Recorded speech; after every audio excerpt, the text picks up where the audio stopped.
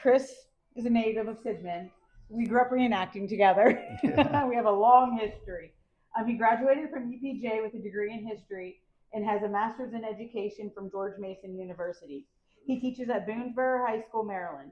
His classes include world history and the American Civil War. He is a reenactor with Company A, 54th Pennsylvania, and has spent 10 years researching the men of the 54th Volunteer Infantry. He is the author of the 54th Pennsylvania Infantry in the Civil War, which is due out this fall. And he has lovely little reminder cards with a QR code. So, but welcome, and I'd like to turn this over to Chris. And thank you for coming, Thank bud. you. Oh, thank you, Amy, for the introduction. And thank you to the Ladies Auxiliary for hosting tonight's talk. When I talk to people about the 54th Pennsylvania, one of the first questions that they always seem to ask is, what battles did the 54th fight in? Or if I'm at a reenactment, they want to know where at Gettysburg the 54th fought. And you can see a little bit of a disappointment when I say that the 54th wasn't at Gettysburg, or that we spent the first 2 years of their service guarding the B&O Railroad. They don't say anything, but you almost have a sense that they're developing this belief or this idea, oh, they just guarded a railroad. But to say that they just guarded a railroad is a disservice to their sacrifice and ignores the strategic importance of that railroad. So while the men from Johnstown eagerly volunteered to fight for the Union at the start of the Civil War, many undoubtedly envisioned glories of the battlefield. Most probably never considered that they would spend nearly 2 years guarding a strategically important railroad, usually far removed from the front lines of any active campaign. Even fewer would be able to explain why they were there. Yet this is the fate that befell the 54th Pennsylvania, and their service tested the men's resolve, but molded a regiment dedicated to their cause. The 54th Pennsylvania is recruited and led by Colonel Jacob Campbell, a prominent citizen of Johnstown. Earlier in the war, Campbell served for 90 days as the regimental quartermaster of the 3rd Pennsylvania. After his discharge, Pennsylvania Governor Andrew Curtin commissions Campbell a colonel with the authorization to raise a new regiment for 3 years' service. 4 of the companies came from Johnstown. Company A is led by Captain John Sutter. Company D is under Captain Thomas Lapsley. Company E is recruited by Captain Patrick Graham. And Company I is commanded by Captain William Bonneker. All 4 are residents of Johnstown, along with the majority of the men in their companies, though there will be numerous volunteers that come from the small towns and the farms surrounding Johnstown as well. 3 companies are from Somerset County. Company B is led by Captain John Height. Most are from in and around Stoystown, Shade, and Hooversville. Captain Enoch Yutzi commanded Company C. Johnstown Tribune noted that Captain Yutzi recruited over 140 odd, hale, and hearty sons of Mother Somerset from the small towns and farms of the county, as well as the town of Somerset itself. Company G is under Captain Franklin Long. The majority of the men are from the southern portions of Somerset County and Berlin. To these, 1 company each from Dauphin, Northampton, and Lehigh counties will be added. Company F is recruited by George Davis. John Billheimer brought recruits for Company H, and Company K is under Edmund Neward. During the last week of August 1861, the companies from Cambria County are the first from the 54th Pennsylvania to arrive at Camp Curtin in Harrisburg, Pennsylvania. The Somerset companies arrived throughout the month of September. Colonel Campbell now has 7 of the needed 10 companies to muster into federal service, but recruiting slowed. During the Civil War, recruiting is very political. Many colonels used promises of prominent staff positions or profit to get recruits and fill out their regiments. Colonel Campbell himself received several such offers. But Colonel Campbell refused to accept volunteers attached to such a bribe. He wants men who willingly want to serve under him. More importantly, Colonel Campbell is holding to promises made to give staff positions to those who actively helped recruit volunteers from Johnstown. So while Colonel Campbell looks for 3 more companies, the men from Cambria and Somerset counties are loosely organized and they start learning how to be soldiers. The last 3 companies needed arrived throughout the month of October. Captain Davis arrives early in the month with recruits from Harrisburg in Dauphin County. He's a veteran from the 1st Pennsylvania and is an old acquaintance of Colonel Campbell, both having served for 90 days in the same brigade in General Robert Patterson's army during the summer of 1861. Captain Neward, with recruits from Allentown in Lehigh County, joined the regiment in the middle of October. The last company came from Northampton County and are recruited by Captain Billheimer. Captain Billheimer does not have enough men for a full company, so he's given some of the extra recruits from the Cambria and Somerset County companies who managed to recruit over the required 100 volunteers. With the majority of the men now in Camp Curtin, the officers organized their companies and started drilling. The regiment will formally muster into federal service as the 54th Pennsylvania on February 7, 1862, in front of the Pennsylvania Capitol. Yet the 54th stayed in Camp Curtin longer than most regiments. They still have to recruit a few more men to fill out their companies. And there's also a delay in the appointment of the 54th's major. The position eventually goes to John Linton, the man Colonel Campbell promised the majorship to for helping recruit men here in Johnstown. Finally, the 54th Pennsylvania is ordered to Washington, D.C. at the end of February 1862, and the men are excited. They have hopes of joining the growing Army of the Potomac for the upcoming Peninsula Campaign and are actually camped with some of the regiments who are about to depart for Virginia. But their hopes are dashed when the Army of the Potomac left for the Peninsula on March 17, 1862, without the 54th Pennsylvania. The regiment stays in Washington, D.C. until the end of the month, and Colonel Campbell tries to keep the men active by continuing to work on drill. Orders will finally arrive for the 54th Pennsylvania to leave the nation's capital and report to Harper's Ferry, Virginia. The news sent a new wave of optimism through the regiment. Many thought they would join General Nathaniel Banks's army in the Shenandoah Valley. After they arrived, Colonel Campbell reported to Colonel Dixon Miles, who commanded the garrison at Harper's Ferry.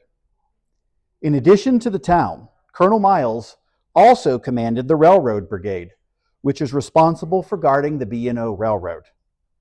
The men in the 54th Pennsylvania waited anxiously, hoping Colonel Campbell would return with orders to join an active Union field army. While they waited for their colonel, the damage to Harper's Ferry shocked the men. Corporal Jonas Kaufman wrote of his first impression, "The appearance there was one of desolation, and we knew we were close to the enemy. A rough-looking country at any time, but this time all public property had been destroyed. Cars and locomotives were burned and dumped over high embankments. It was really desolation." Private Samuel Hammer added, "Harper's Ferry looks as though it has been sick for a long time. A great many houses are burned and a great deal of property destroyed."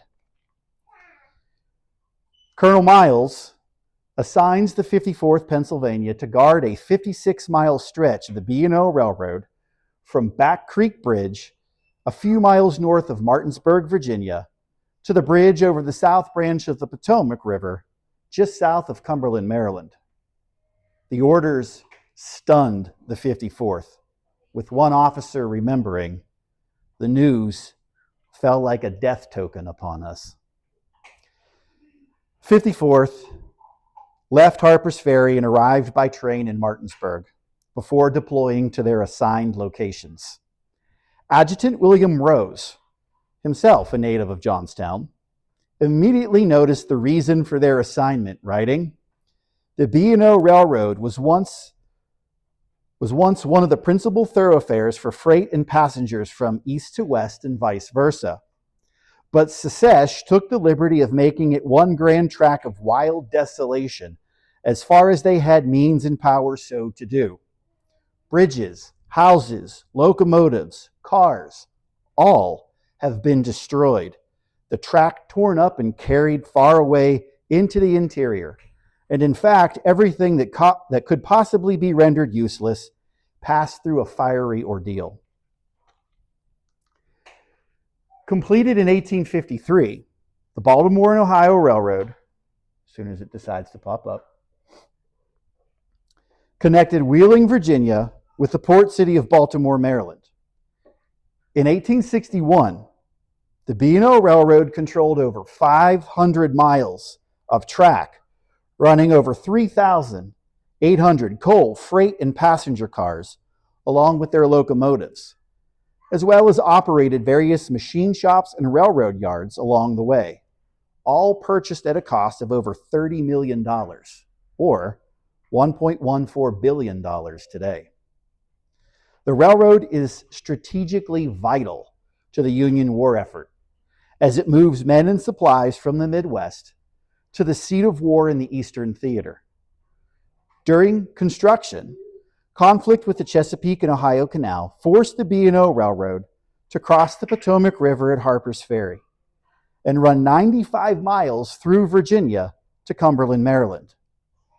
This isn't a problem in a time of peace, but after Virginia's secession, it's now entirely in enemy territory.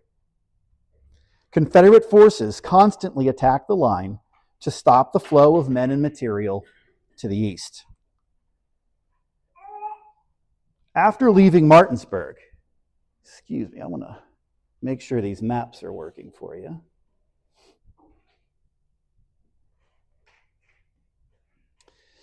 So after leaving Martinsburg, Colonel Campbell placed his companies from east to west. Company G, under Captain Long, is at Back Creek Bridge to guard a stone single-arch bridge. Captain Davis and Company F will protect a two-span trestle-work bridge at Sleepy Creek. Captain Lapsley and Company D are positioned just across the Potomac River from Hancock, Maryland, at Alpine Station, a railroad station and Union's supply depot.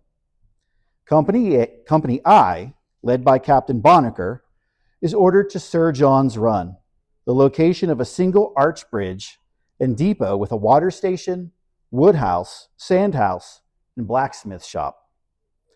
Captain Yutzey's Company C will take up their position at Great Cacapon Bridge, a two-span trestle-work bridge. This is also where Colonel Campbell set up the initial regimental headquarters. Rockwell's Run Bridge, a single arch bridge, will be guarded by Company H under Captain Billheimer. After Rockwell's Run, the railroad grade becomes significantly steeper as the line enters the Allegheny Mountains. To refuel the locomotives for their trip through the mountains, Captain Graham's Company F is stationed at Water Station number 12, the location of a large water station and woodhouse. Company K, under Captain Neward, is ordered to Little Cacapon Bridge, a single-span trestle-work bridge with another water station. Finally, Captain Sutter's Company A and Captain Height's Company B are both ordered to South Branch Bridge to guard a large three-span Finks suspension bridge. Colonel Campbell ordered his isolated companies. Guards will be stationed at all bridges, culverts, and crossroads. At night, in addition to the guards, pickets must be stationed at all accessible points at least 1.5 miles from the headquarters of each company outpost. He also wanted the officers to visit the outposts twice during the day and once at night. Colonel Campbell has good reason to be vigilant. Confederate forces targeted his stretch of the B&O Railroad multiple times before the 54th's arrival. The most famous being General Thomas Stonewall Jackson's efforts shortly after Virginia seceded in April of 1861, and again during the Romney campaign at the end of the year.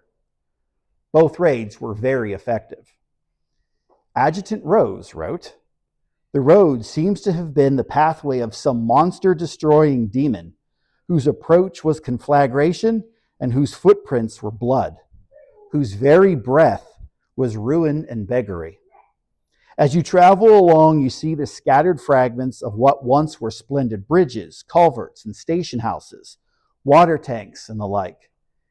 Here lie the broken fragments of locomotives, passenger cars, freight cars, coal cars, hand cars, and in fact, everything that fire could injure or hammer break.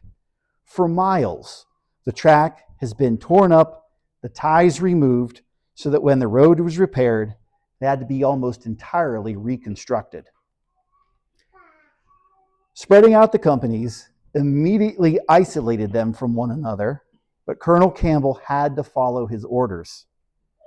Many of the inexperienced men are nervous about being isolated in enemy territory, as illustrated by an incident involving Private Josiah Klingeman. Private Klingeman is assigned to guard duty the first night Company C is at Great Cacapon Bridge. He remembered thinking every stump was a Confederate trying to sneak up on him. In the middle of the night, he heard something walking towards him. With his finger on the trigger, Private Klingeman anxiously peers through the darkness, trying to see the approaching foe, but could not locate anyone. The enemy approached closer and closer. As an increasingly anxious Private Klingeman still couldn't see anything. When the enemy got within 2 feet, Private Klingeman heard a bah. Private Klingeman's hair stood stiff on his head as the equally surprised sheep ran away. On a more serious level, the loyalty of the civilians in the area is very questionable. Adjutant Rose wrote to the families back home, "The country about us is infested with roving bands of rebels who watch every opportunity to commit some depredation on the Union men and on the troops along the road. Hiding behind hedges, stumps, and among rocks, having perfect knowledge of the country, they fire on our men and then rapidly retreat. So we are here constantly exposed to the dangers of being shot without the chance of even seeing from whence the blow came." Enemy forces immediately tested the new arrivals. 3 days after arriving at Little Cacapon Bridge, Company K suffered its first casualty. Bushwhackers fired on a small patrol and hit Private Jacob Weisenheimer in the leg. That same night, Confederate horsemen fired on pickets from Company A at South Branch Bridge. At the sound of the gunfire, Companies A and B immediately formed to meet the attack. The celerity of their reaction caused the horsemen to ride away. Tired of being targeted, Colonel Campbell decided to take the offensive. While a portion of the companies continued to guard the railroad, the rest were sent on daily patrols a few miles from the railroad to stop enemy incursions before they approached the line. The change in tactics immediately proved successful. Early patrols uncovered caches of weapons and supplies and scattered a few small groups of Confederates. The patrols also brought in civilians suspected of supporting the Confederate cause. Federal authorities required them to take an oath of loyalty to keep their property and stay in their homes. Colonel Campbell, or any other officer in the 54th had to administer the oath and record the person's name. At the end of April, Colonel Campbell makes a few adjustments. Company B will move from South Branch Bridge to Paw Paw to guard a depot and railroad tunnel just outside the town. The move also decreased the area Company K is responsible for. Additionally, regimental headquarters moved from Great Cacapon to Sir John's Run, a more geographically central location. The end of April also led to the outbreak of disease. Locals had warned the 54th that disease is a problem in the area after the spring floods recede. Typhoid fever claimed William Morgan, a miner from Johnstown, serving in Company A on April 27th. Shortly after, 20 other men are under Surgeon John Allen's care in their respective camps. Just when the regiment started to recover from the outbreak of typhoid, smallpox became an issue for most of the summer. Private John Hammer reported in a letter to his sister, "Our company got the diphtheria among the men and had to take my turn with the rest. I had but a very little touch of it, but enough to confine me in hospital 2 days and 1/2. There are a great many men of our company sick with sore throat. We have a doctor here waiting on the company." The men, growing frustrated from the isolation and poor conditions, looked for ways to alleviate their situation. Desertions started increasing over the summer months. Colonel Campbell tried to address the problem and appealed to General James Shields for a change in the 54th's assignment. Governor Andrew Curtin also intervened on behalf of the 54th, writing to federal authorities in Washington, requesting a change in assignment for the regiment. Back home, the local newspapers took up the calls for a move to an active army, or at the very least, furloughs for the sick men. All the requests are denied or ignored. The guard duty will continue through the summer. News of General Stonewall Jackson's success in the 1862 Shenandoah Valley campaign concerned the 54th. General Jackson cleared most of the organized Union forces from the Shenandoah Valley. Enemy activity in the area increased to a point where Confederate numbers overwhelmed the 54th Pennsylvania's individual companies' ability to protect the locations assigned to them. Colonel Miles ordered Colonel Campbell to concentrate the entire regiment at South Branch, the westernmost portion held by the 54th. The orders arrived just in time. Company G evacuated Back Creek just as Confederates moved to attack. The Confederates set fire to the bridge in Company G's camp before tearing down the telegraph lines. The companies cautiously reoccupied their positions at the end of May after the Confederates left the area. General Jackson's localized attacks led to increased guerrilla activity throughout the rest of the summer. The 54th's patrols encountered the enemy almost on a daily basis. At the beginning of September 1862, Colonel Campbell decided to try again and appealed directly to General-in-Chief Henry Halleck to change the 54th's assignment. He wrote, "5 months of guard duty with the regiment deployed along 56 miles of railroad is a poor school in which to become familiar with regimental drill and the evolutions of the line.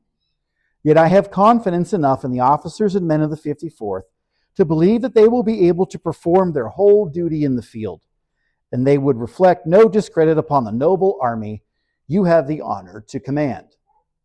Colonel Campbell closed with, "Hoping you will give the matter your consideration and place this regiment in a position to take an active part in the great struggle now going on."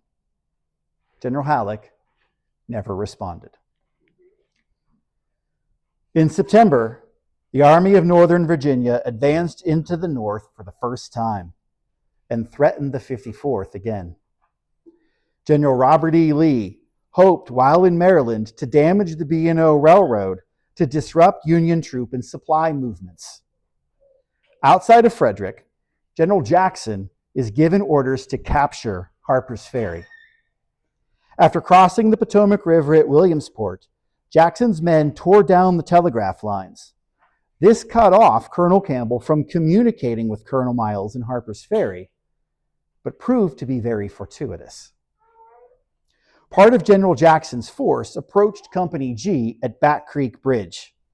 On September 11th, in response to the Confederate threat, Colonel Campbell consolidated his companies at Sir John's Run. Company G fell back to Sleepy Creek Bridge and joined Company F. The next day, Colonel Campbell led a small detachment to Back Creek Bridge and scattered the remnants of the Confederate rear guard. He left a small detachment from the 54th to guard Back Creek. The rest of the regiment returned to Sir John's Run. On September 14th, General Jackson captured Harper's Ferry and over 12,000 Federal prisoners. With communication cut off and Confederates blocking their path, the 54th never made it to Harper's Ferry and thus escaped capture. But they are now the only organized Union force south of the Potomac River. With the telegraph lines still down, other Union officers are unaware of the 54th's predicament. No reinforcements are coming. The regiment is on its own. The same day Harper's Ferry fell, another, larger Confederate force returned to Back Creek. Colonel Campbell ordered his men still at the bridge to march in a circuitous route through the Company G's camp, then back behind a small rise and through the camp again, giving the impression more Union soldiers are present than there actually is. Next, Colonel Campbell sent a small detachment to climb a bluff overlooking the bridge. When they got to the top, the men wrapped their gum blankets around a few hollowed-out logs, filled them with gunpowder, and fired them off. This made it appear that the 54th has artillery support as well. The ruses worked, and they kept the Confederates away from Back Creek Bridge, but only temporarily. On September 21st, after the Battle of Antietam, a large force from the retreating Confederate Army approached Back Creek Bridge again from the direction on the photo in the screen. You gotta love technology. The outnumbered men in Company G put up a very brief but futile fight and fell back. When Colonel Campbell learned of the attack, he rushed reinforcements to Company G's position. Unfortunately, the train with the reinforcements broke down just a few miles short of Back Creek Bridge. But once repaired, the sound of the approaching train forced the Confederates to fall back, but not before setting some small fires on the bridge. The smoke from the fires attracted Union cavalry from the Army of the Potomac, who were still on the Maryland side of the river. Their approach forced the Confederates to retreat, and the 54th rushed onto the bridge to extinguish the fires. Many hope the 54th will now join the Army of the Potomac, and they're actually temporarily attached to the 6th Corps.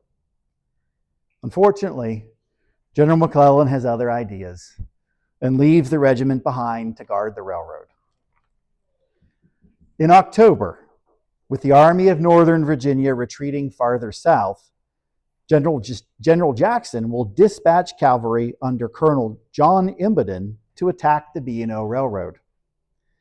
A brigade of infantry from Colonel James Lane's command is also operating with the cavalry. A patrol from the 54th's Company E discovered the combined Confederate force outside of Blue Marie, Virginia. They warned other companies along the line as they made their way back to Water Station Number 12. The patrol reported their discovery to their officers, who immediately notified Colonel Campbell. Before Colonel Campbell could react, the Confederates used a dense morning fog to sneak up on Company K at Little Cacapon Bridge. around 6:30 a.m., with the men still at roll call, a volley from the pickets warned Company K of the approaching threat. The men scrambled to prepare to defend the bridge. Captain Neward organized a few men and fired several volleys at the Confederates, but the overwhelming Confederate force surrounded and captured 56 men and officers. 35 men from Company K managed to fight their way out of the trap and scattered across the countryside. The Confederates looted the camp, tore down the telegraph lines, and set fire to a trestle bridge. Captain Height's Company B at Paw Paw heard the gunfire from Company K's fight and took up a position in a rifle pit guarding the B&O Railroad's tunnel outside of Paw Paw. The tunnel no longer exists, but the western end is visible on either side of the railroad bed in this image. They hoped to hold out long enough for Colonel Campbell to arrive with reinforcements from the rest of the regiment. Confederates arrived around 8 a.m. Colonel Imboden deployed his infantry in a meadow in front of Company B's rifle pits, which would be behind and to the left of this photo. He then sent some cavalry down the towpath of the C&O Canal on the Maryland side of the river to cut off Company B's line of retreat. With everything in place, Colonel Imboden sent a flag of truce and called for a meeting with Captain Height. During the discussion, Colonel Imboden lied and said he had about 2,000 men. Captain Height very reluctantly agreed to surrender his outnumbered company.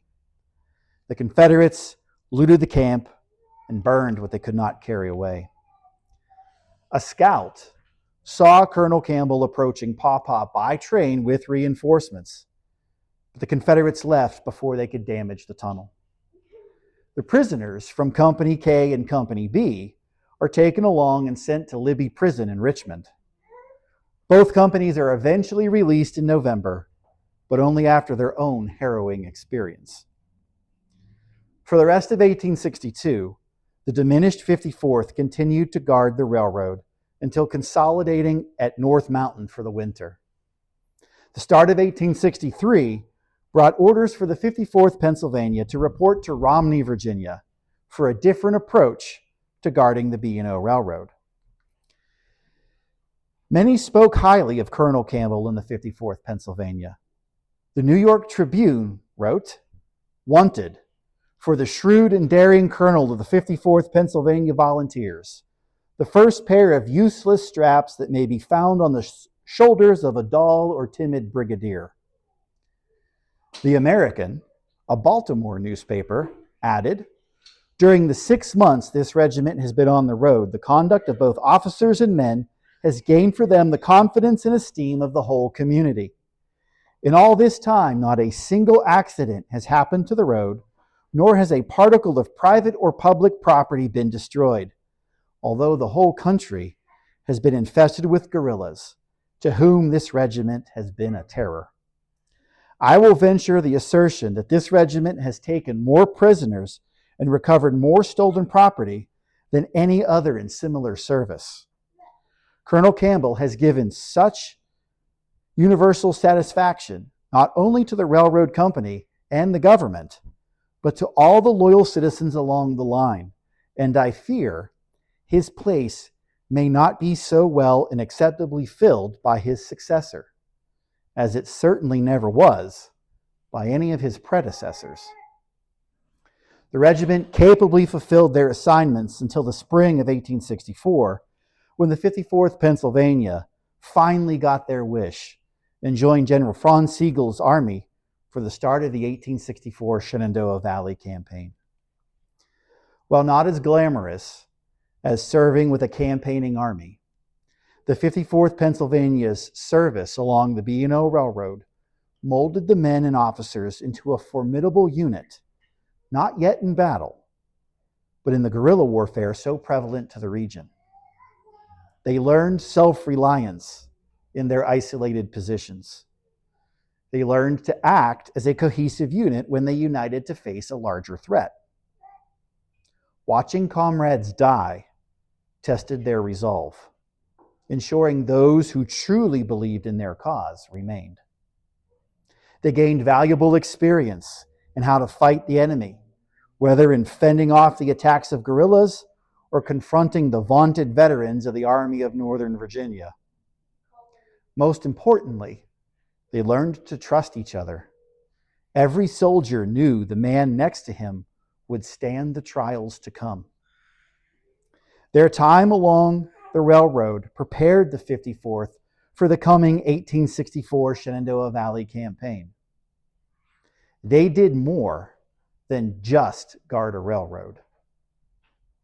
This concludes my presentation. If you are interested in learning more about the 54th Pennsylvania, I do have a book that is coming out later this year from McFarland Publishing. I also have a blog on the 54th and a series of videos where I visit modern sites associated with the regiment, including some of the sites that were in the pictures. There are cards up on the front tables with those QR codes and information if you'd like to grab one on your way out. But I would like it to open up to any questions that you might have at this time. Yes, sir. Hey, sir. My name is David. You probably already answered my question, but you've had the opportunity to go and walk these different locations. Yes. I think as a historian, does that give you a little more deeper reflection on? Oh, it definitely does. I don't remember the historian's name, but he said to truly understand the battlefield, you have to go. And the perfect example for that is Back Creek Bridge. By accident, I found out that my home is about 2 or 3 miles from where Back Creek Bridge is. So the very first time I went to it, I knew the story, but the ground didn't line up. It didn't make sense. Well, then I found out that there was a second line that they put in the early 1900s. I was at the wrong Back Creek Bridge. So when I found the correct Back Creek, you could definitely see the bluff where they fired the fake cannons. You could see the cut where the infantry kind of retreated behind until the reinforcements arrived. Going to where the 54th fought does give you a really good understanding of what they experienced. You could almost see at a lot of these locations, even where the camps were. It's grown up a lot, but there's some flat fields that kind of thinking that's where they were camping. Okay. Anybody else? Yes, sir. So, Colonel Campbell, during your research for this book, did you ever get a sense of the person rather than the commander? Yeah. I have an article that's coming out in Shenandoah University's Civil War Journal. I think it's coming out this fall sometime. That is on Colonel Campbell and his character. He is a man of integrity. His word meant something to him. He had offers for 200 soldiers to fill up his regiment. The only thing you have to do is appoint this guy to be your major. Colonel Campbell wouldn't do that. He held to his promise to John Linton that you were going to be my major. And I also think that his experience as the quartermaster for the 3rd Pennsylvania, it taught him how to care for his men. The men in the 54th loved him. They called him Uncle Jake. And I think when you have that type of relationship with your soldiers, it gives you a really good idea into what the man is like. He was very well respected. Even little trips back to Johnstown for a day or two, it's in the newspaper. They were celebrating his return. They really looked up to him. After his discharge, he's the Grand Master in the parade that's celebrating the surrender of the Army of Northern Virginia at Appomattox. He's a leading figure in Johnstown. What did he do after the Civil War? So after the Civil War, he is going to serve for a time in the Pennsylvania state government, and then as a representative for Pennsylvania in the House of Representatives. Yes, sir. It's not one of the more flashier battles, but do you, as a reenactor, do you guys still reenact these? Yeah. Specifically, Yeah. As a reenactor, Newmarket is big for us. We go to Cedar Creek, where the 54th fought. We've been to a few other battlefields associated with the 54th, but Newmarket and Cedar Creek are the big ones. Yeah. Okay. Yes, sir. I have a question on the individual we're looking at. What we've found so far was his enlistment was in Harrisburg. Mm-hmm. Now, does that mean that they did not necessarily have to enlist here in Johnstown? Correct. Yeah, so the first wave of soldiers that volunteered in Johnstown, they go to the train station, they ride the train together, but Campbell doesn't have enough for a regiment. So the officers are still coming back to Johnstown. They're trying to find more recruits. So that second wave of recruits will then individually ride the train, join the regiment at Harrisburg. Yep. Yep. Anybody else? Other questions? Okay. Well, thank you for attending tonight. If you would like to see some of the pictures now that it's working, I'm more than happy to backtrack and show you some of the pictures that weren't in there. But thank you. Thank you so much, Chris. Thank you.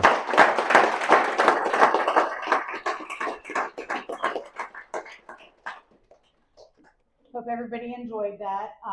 We always look forward to having Chris come and talk. We're Yes, really thank looking you. forward to his book. I'm past president of the Mary R. Campbell Auxiliary to the Sons of Union Veterans of the Civil War, Jacob M. Campbell Camp No. 14. We have various members of our auxiliary and our sons here tonight. If you are interested in joining or speaking to any of us, we always are looking for more members. We do various things like this. We do Memorial Day every year. We do a bunch of different patriotic stuff. So if you have any questions, don't hesitate to ask one of us.